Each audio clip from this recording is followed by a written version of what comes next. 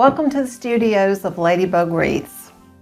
It's a real big, fat stem, so I'm just going to nip at it just a little bit at the time. I'm not going to try to cut the whole thing at once because that's impossible. You want the wire to end up below this stem, and that holds it very tightly. You can pull and you can jerk and it will not come off. And that's one of the secrets of being a really good floral designer. When you're through, you want your arrangements to be sturdy.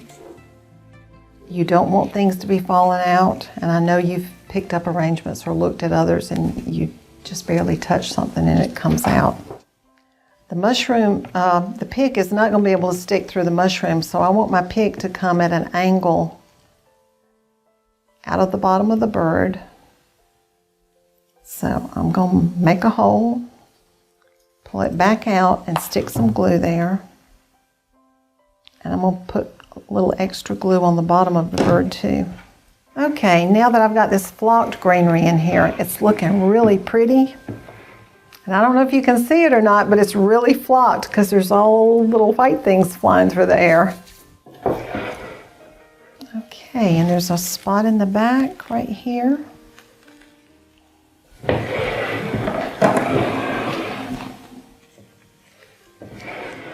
Let's see, I really need it more on this side right here. So this one is going in right here.